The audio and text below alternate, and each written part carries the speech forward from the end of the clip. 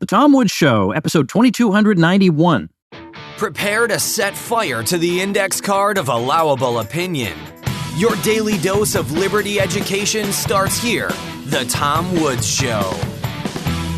Folks, I don't know about you, but I am running into a lot of progressives saying, look, police, fire, schools, these are all great examples of socialism. Well, let's focus on that school example. I've got a free ebook called Education Without the State that makes a pretty darn good case for a stateless approach to education. Pick it up at nostateeducation.com.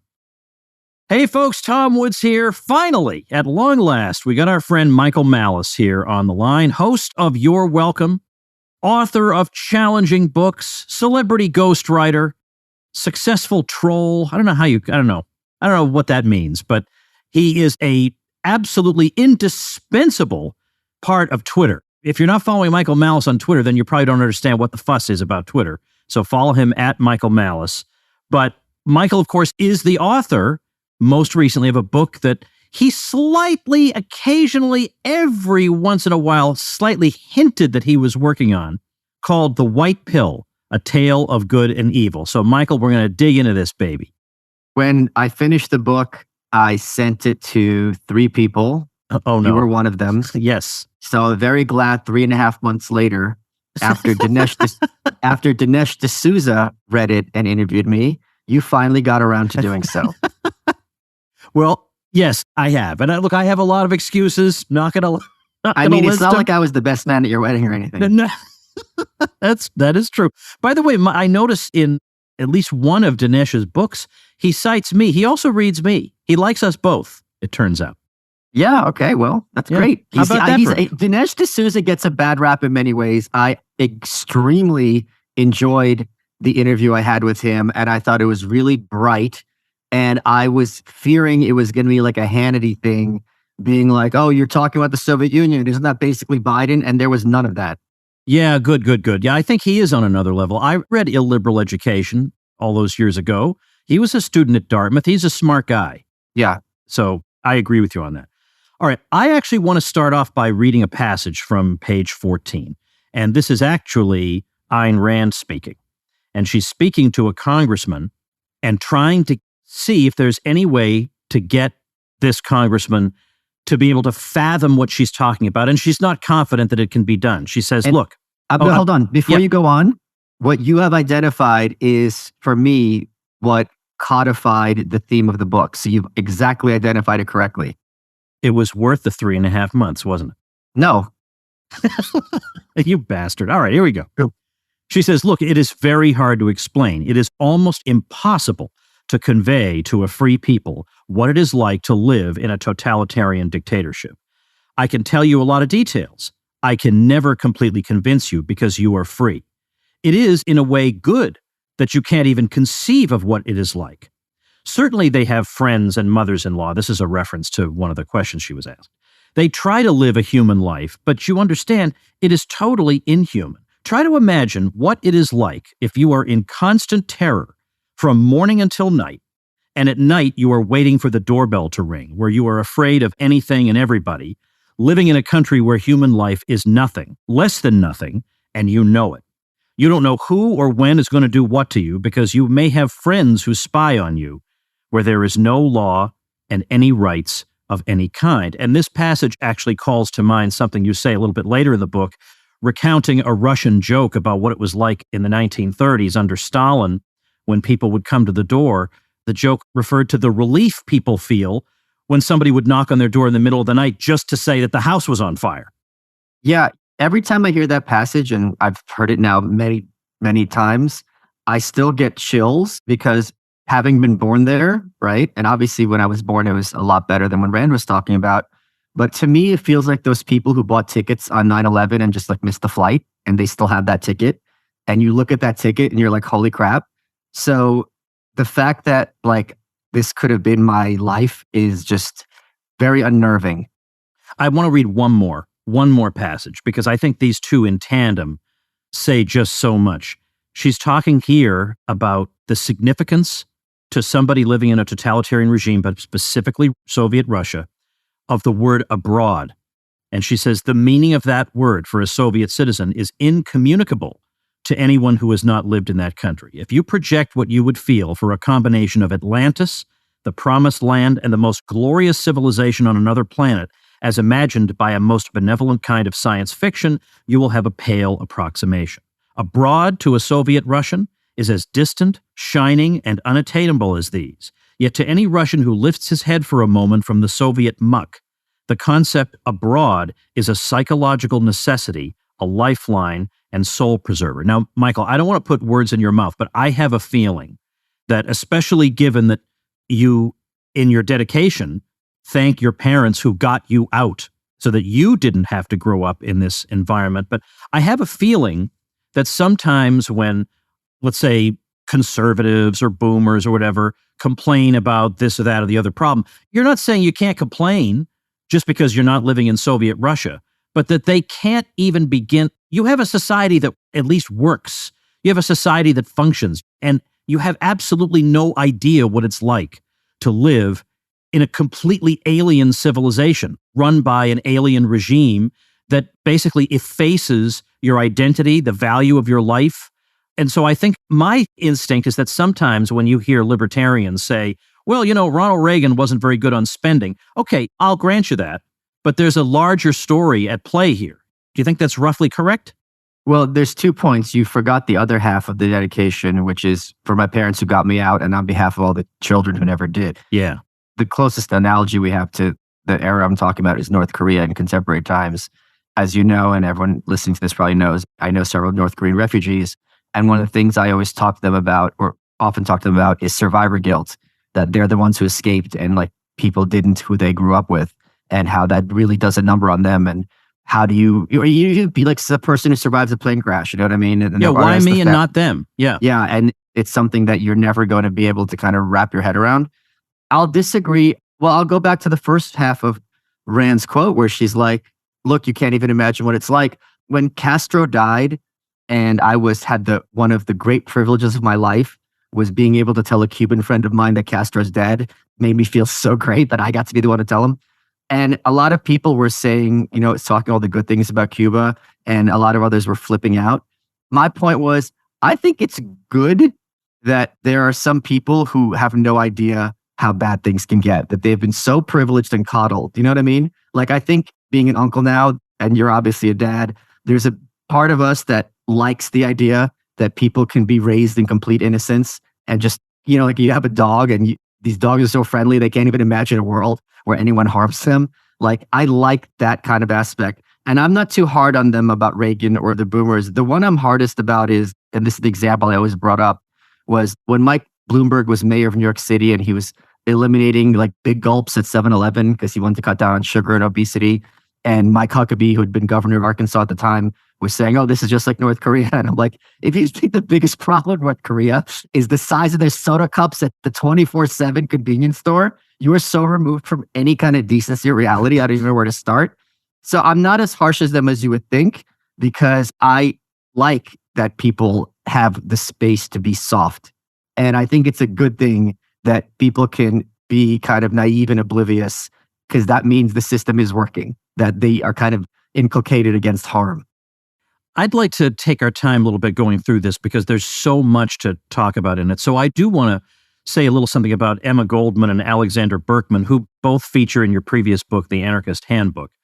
And in particular, I want to talk about them because the phenomenon of people outside of Soviet Russia going to visit there after the Bolshevik Revolution is an interesting one in its own right. And they don't all come to the conclusions that Goldman and Berkman do, but I'd like to start there. So the two of them are well-known anarchists and deeply and profoundly committed to that cause. And although they understand that Marxism is not quite the same thing, nevertheless, Emma Goldman said that she had an expectation that it would on net be a benefit for mankind and that over time, maybe the state does wither away. So she looked to this so-called experiment with great hope. And then they actually went to see it for themselves. So can you pick it up there? Well, sure. I mean, they didn't go voluntarily. They were deported. Indeed. But, but there were some people who, well, I want to talk about the other intellectuals later. Sure. But that's what's interesting. They were deported by J. Edgar Hoover and Woodrow Wilson. It's like, oh, you like it so much, go back to Russia. Yeah. And this was a country, neither of them, that country that literally didn't exist before and that they had not been to in many years. The state stripped Emma Goldman's, she had a very brief marriage. They stripped him of his citizenship. And as a result, she lost her citizenship. And he had never had Alexander Berkman American citizenship. So this is very much their kind of chicanery to get rid of them. And there's a bunch of other radicals. It was called the Red Arc. And they said, get the F out of town, go back to Russia. And they're like, fine, we will. And she admitted it was completely devastating for her, and understandably so. This had been her home for many years. And what I tried to do was to express things from their perspective, because they're like, all right, this is a new country. We're all under the socialist umbrella. We all agree that capitalism, what they called capitalism, is unworkable and exploitative and evil. It's like, all right, so this is our shot. Let's see if we can make it work. And this is, I think, very, very common with people in like tribal thinking. They kept trying to make it work and hand wave away this and hand wave away that. Oh, we have to compromise here. Well, Lenin doesn't mean it. Well, this is just because it's wartime. You're not going to argue that while we're fighting a civil war, you're going to have some restrictions on liberties. That just makes sense. And then at a certain point, it's just like, oh, okay, they're not messing around. Like, there's no possibility that there's going to be free speech, or they're going to care about the working class, or there's going to be any kind of respect for the individual, or even basic human dignity. And Berkman said he literally kissed the ground when he landed there. And then they spend the rest of their lives, from my perspective, basically making restitution and being like, guys, this is a bigger nightmare than the worst of the czar by far. This is not what we're about as socialists and anarchists, which is the working class, the individual, taking care of people through mutual aid. And the disturbing part, which I think is very analogous to today, is after they left, people who had never stepped foot outside of England or the United States told them to their face, you don't know what you're talking about. And I was just on Dr. Drew's show yesterday, Dr. Drew Pinsky, who is not a Jill Biden doctor or like a Tom Woods doctor, but a real doctor. And during COVID, when he's asking all these questions, he had randos on Twitter telling him, you know what you're talking about. But it's like, but I am a doctor. I'm not someone reading Alex Jones and retweeting things. And the kind of arrogance of people who know better than you, despite never having left the confines of their home, is not a recent phenomenon with social media. This has been going on for over a century. Oh, yeah. You've got in here, I don't remember what the occasion was, but recounting a speech that Emma Goldman gave. In London. Yeah. Yeah. Okay. And she was noticing that it was not being received as a speaker might want remarks to be received. And no doubt the vast bulk of the people in the room, obviously she knows much more about what she's talking about. Probably next to none of them had ever seen any of this for themselves. So here she is with a first-hand report, and they don't want to hear it because it's not the report they want. Right. Like Red Emma, who's dedicated to bloody revolution, is being called a tool of the capitalists. And she can only sit there and be like, my lover went to jail for 10 years, 12 years, or 13, I remember it was, for trying to assassinate Carnegie's right-hand man, Frick. So it's like, how much of a red-blooded credential do you want? Yeah. Yeah. Well, so I want to go a little bit out of order in this because I want to stay on the theme of what... Wait, can I just say one more thing? Yeah. Why that scene is so important is obviously the Soviet authorities did everything in their power to keep information about the conditions in the Soviet Union from being made known internationally, other than things that would make them look good, right? That makes sense. Goldman and Berkman were talking about this in the 1920s. So you can't claim that like, oh, we didn't know how bad it was. We only found out later after Khrushchev kind of liberalized. They knew from the start, and they didn't give a damn about what was being done to these people. Well, that calls to mind, this is much, much later, but in the early 1990s, the now deceased historian Eugene Genovese wrote an essay in a left-wing journal called Dissent called The Question. And he was asking exactly what you're saying. What did you know and when did you know it? And these are questions that much of the intelligentsia would prefer not to answer. Right. And no, his conclusion was, we all knew and we knew from the beginning. Yes. And I was one of you, so don't try to tell me that I'm snowing you people. I know you knew because I was there. Yeah. So let's talk about that, because immediately after the Did Russian, I not include that in the book? Because that was crucial. I hope I included that. well, now it's all kind of merged in my head as Okay, to I don't remember. Okay. what I knew already and what I learned from your book. Yeah. And by the way, I learned a lot from this book. There were a lot of interesting details I hadn't known, Russian humor I hadn't been aware of, stuff like Oh, that. really? Okay. Oh, yeah. Well, I'll go back and look through all my markings, but I have definitely marked this because I will refer to this in some of my own, with credit, I'll refer to this in the odd speech here and there because you found some good stuff. In a way, the writing reminds me a bit, I mean this as a high compliment. It reminds me a bit of Paul Johnson. Oh, wow. I just finished his book this week. That's amazing. Okay, but you see what I mean? Every page, there's something interesting and new leaping off it. It's not a drag, or it's not just fluff. And as I say, quotations that are so apt and perfect and you've never heard before, and it's just devastating. But I want to talk about people who went and looked at it or cheerleaded for it from afar, because this is a very interesting intellectual phenomenon. When we have countless American intellectuals, but also people in the UK who really believed that a new world for mankind was opening up. And for some reason, they were never really fully discredited for having thought this. Right. But think it, they did. Well, it's not just that they thought it. It's that they told you that you're stupid for not thinking it. Yeah, you're stupid for not thinking it. But That's I mean, right. you laugh, but that's what's this. It'd be one thing if we had an honest, vigorous public debate and being like, all right, here's the screwed up things they're doing. Here are the good things they're doing. Here's the screwed up things they're doing in the West. Here's the good things they're doing in the West. Let's learn from them, or whatever. That wasn't it. They're right and you're wrong and you're stupid and backwards. And all this bad stuff you're believing is just you've been the product of capitalist propaganda. So that to me is what makes it an obscenity.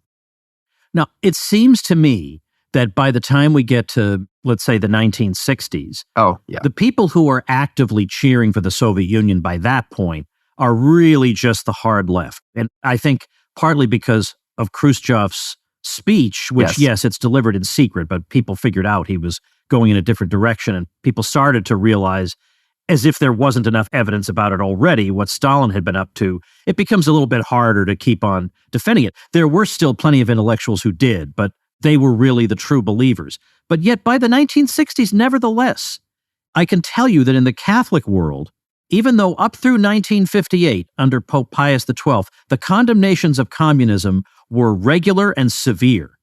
But then in the 1960s, from 62 to 65, they held the Second Vatican Council. 16 documents came out of that council, and one of them, Gaudium et Spes, is on the place of the church in the modern world. And not one word about communism is mentioned, which has a little something to do with the church's relationship with the modern world. Nothing. Just everybody tiptoeing around it. So what I credit Reagan for is coming along and just saying, hello, everybody. Why can we not just be honest and speak openly and frankly about this force that we're facing? I'm sorry, maybe this is my Karen hat talking. I don't understand how you can laugh about this, because when you're talking about a nation where you are going to be tortured and killed for your faith, any faith, let's suppose they're just doing this to Muslims, right? Yeah. You would think, I would have thought, I didn't know what you had just told me. You would think that the Catholic Church, there's no incentive for them to bite their tongue. It's not like they're in good with the Russians and they're corrupt, so they're cutting a deal that they get to kind of have some masses, and in exchange, they keep their mouth shut. Like, I can wrap my head around that. I wouldn't necessarily agree, but I don't understand the intricacies of the relationship between, at that point, the Vatican and the USSR. But to have it be absolutely a felony and the death penalty or going to Siberia, where priests were tortured into removing their collar and denouncing God from the pulpit, and for them to bite their tongue, I don't think that's funny at all. I find that extremely disturbing. The thing is, I've been writing about and dealing with these people within the church for a long time. And it's like the more you dig, the more you don't want to dig anymore, the more you find out about these people. So there are all kinds of theories as to why What's the point of being a priest at all in that case? I think the rank and file were generally pretty good. Okay, yeah. As is usual with almost every institution. The rank and file are okay. The leadership are just horrendous. But unfortunately, the leadership is everything in the Catholic Church. That's just given the way it's structured. Anyway, that's a side point. Well, it's not a side. There's just one more point. It's not just Reagan. It's Pope John Paul II was absolutely crucial when we're fast forwarding to the book in the late 70s. when he was the first Polish pope ever, I believe, the first non-Italian pope in centuries. And he's told not to come to Poland, which is a very heavily Catholic country then and now. And he was told, oh, pretend that you're sick by Brezhnev. And he's like, I'm not sick. And he basically told Brezhnev to go F himself. And he got on a plane to Poland. And it was just this incredible series of events where he's holding these public masses, and hundreds of thousands of people literally are turning out in defiance of what would be preferred by the authorities, and looking around each other and realizing that we've got the numbers. Yeah. I mean, I don't know if that's literally miraculous because it's easily explainable by natural phenomenon, but it's as close to divine as you're going to find here on Earth, in my view. Yes, I agree. Those masses were very significant for that exact reason. I mean, I'm sure in their heart of hearts, they knew that the communist bureaucracy was a numerical minority, but the sheer vastness of those crowds, and then also John Paul suggesting in one of his sermons that the divisions in Europe that were in effect codified at Yalta were not necessarily permanent, and that the world could be different someday. And that's what these people needed at that time. Yeah. Anyway, I want to go back. Let's go back. You talk in here about something I remember hearing about when I was studying 20th century Russia in college. Our professor referred to the good Lenin, bad Stalin myth. And one thing I can say, there are a lot of bad things you can say about Harvard, but they had a good Russian studies department, and not one of them bought into the good Lenin, bad Stalin myth. But I understand why people want to think that. You know, Lenin is the heroic revolutionary, and then Stalin is the terrible brute who perverted everything Lenin did. So what's the real truth of the matter? Well, I think what you're speaking to has also been heavily promoted by Trotskyites, right? Because after Trotsky, who was Lenin's kind of sidekick, gets power stripped from him and deported from the Soviet Union entirely, and is made the villain for anything that goes bad in the Soviet Union, of course, tying in kind of anti-Semitic tropes from the Soviet Union.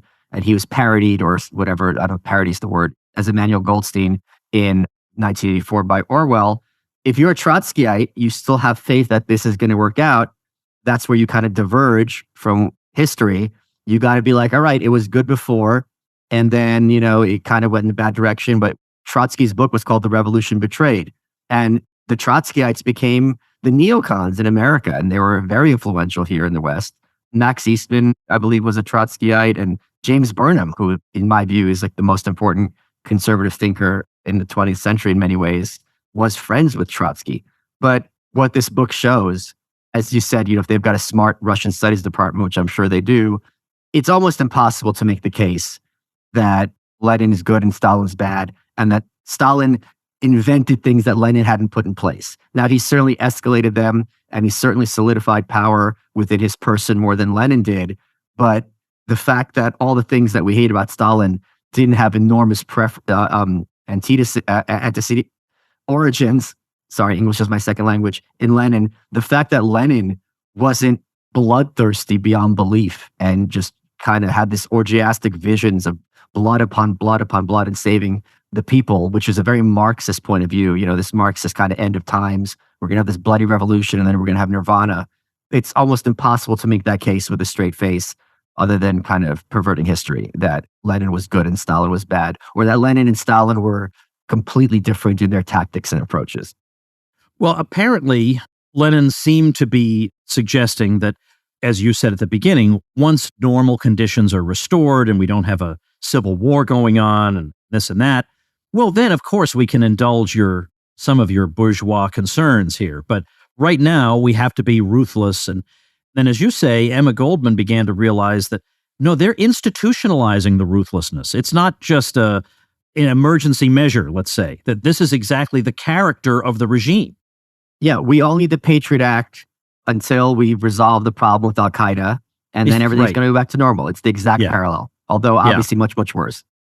And Lenin, by the way, now, most study of religion in the Soviet Union, of course, deals with the Orthodox Church, because Catholicism in Russia is very, very, I mean, there are very few people who are Catholics as compared to Orthodox.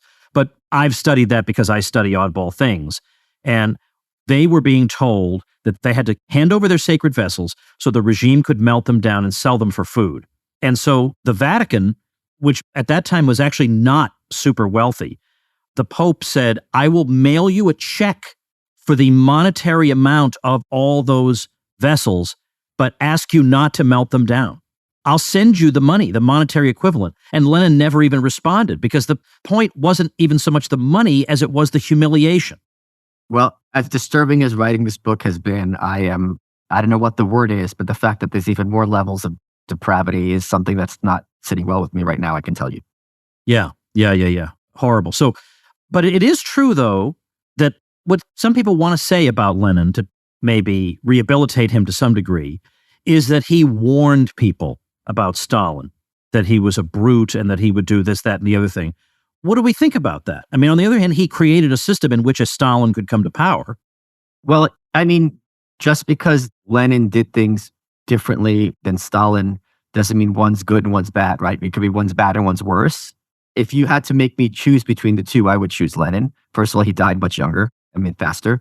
But one of the things that Lenin did that Stalin didn't is Lenin was a bit more of a pragmatist, right? So there were situations where he pulled back on the power of the state. And from his perspective, they always talked about how socialism is scientific, but a lot of it was kind of like figuring out as he went along. It's like, all right, this worked, this didn't. Let me kind of tinker with these things because we're basically recreating human nature from the beginning. Whereas with Stalin, he would just always double down. And even at the cost of literally millions of lives, he was just always doubling down. But yeah, I don't know. I mean, Stalin did consolidate power heavily after Lenin. Lenin was not this kind of autocrat and this kind of personality cult that Stalin later developed. He was much more committed to this idea of like, I'm going to live frugally and try to have everyone be as equally as possible, including the leader. But frankly, I don't care. If you're running a successful society and you're getting cuts on the side to live in a palace, I don't begrudge the leader that. And I think few people would either, if everyone is thriving and the leader has a really nice house. Let me ask you a thing about Stalin. Do you have the sense that even though I know that when he was younger, he did write ideological tracts, but do you think, let's say, as he's carrying out the purges and the Ukrainian terror famine in the 1930s, do you think he is an ideologue, or do you think the ideology is a convenient cover for his raw exercise of power? I think it's pretty largely agreed that he is not at all an ideologue, that he was just power for the sake of power. I don't think anyone other than people who were under his thumb at the time regard him as having any great contributions to communist or Marxist thought, other than his idea of having communism in one country as opposed to it being an internationalist workers' revolution in the Trotsky and Lenin vein.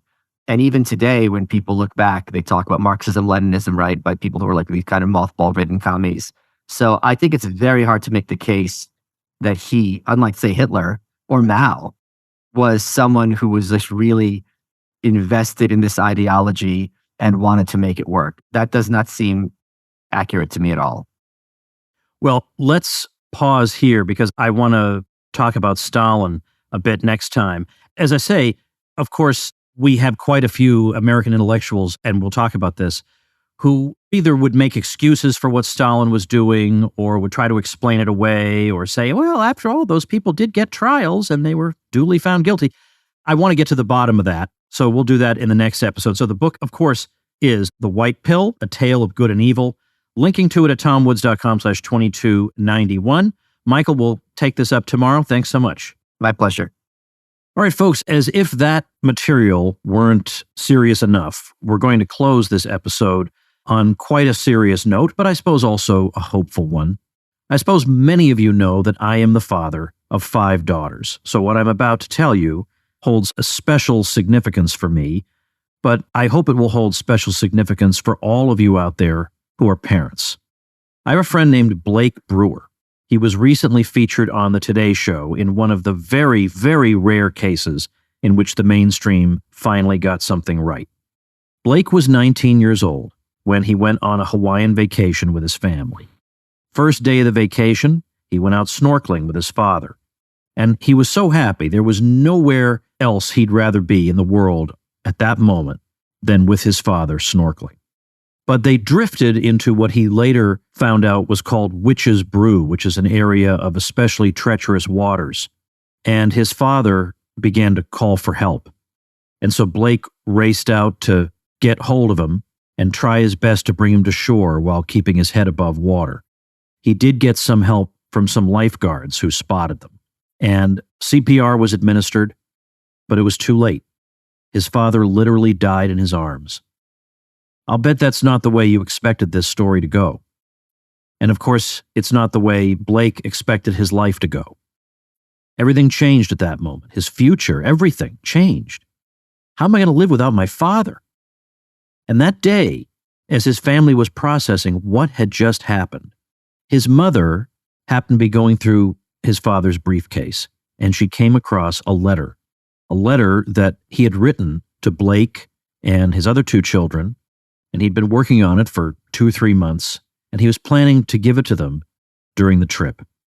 And he had no idea the significance that letter would have, that letter that reminded them of his love for them and gave them advice and guidance. That letter meant everything to Blake. So years later, Blake decided, as a father himself, he would sit down and write a letter just like that for his own children. But as he sat down to do it, he realized, wow, this is easier said than done. I'm supposed to write this big, profound thing, and I'm not really a profound guy. I don't really know what to do. But he worked at it. And he reached a point where he realized that he had kind of cracked a code in a way. He'd kind of figured out exactly how to say things we want to say, but we don't exactly know how to say. And so he's calling this letter the Legacy Letter. And he launched something called the Legacy Letter Challenge, where he is on a mission to get 1 million moms and dads to write their legacy letter for their children. Well, I'm going to write this letter myself for my children. And Blake is doing a special presentation for my people on how to write this letter. And so if you decide to hop on and write your own letter, then in a special session I will schedule down the road when my letter is ready, I will read you my letter, because maybe it will help give you ideas for your own letter. Now, I know we're all busy, but for heaven's sake, some things you just have to make time for. And I'm a pretty busy guy, and I'm kind of a work hard, play hard kind of guy, but I'm going to carve out the time to write my own legacy letter. So I hope you'll join us on this session with Blake himself. You'll find it at tomwoods.com/legacy-letter. He's already been doing this with a lot of people, and the reviews, they're just rave reviews, what the experience has been like writing that letter. So do be there with me. This is happening March 8th, 2023. So tomwoods.com/legacy-letter is the link, and I'll see you there. Become a smarter libertarian in just 30 minutes a day. Visit tomwoods.com to subscribe to the show for free, and we'll see you next time. Like the sound of The Tom Woods Show? My audio production is provided by Podsworth Media. Check them out at podsworth.com.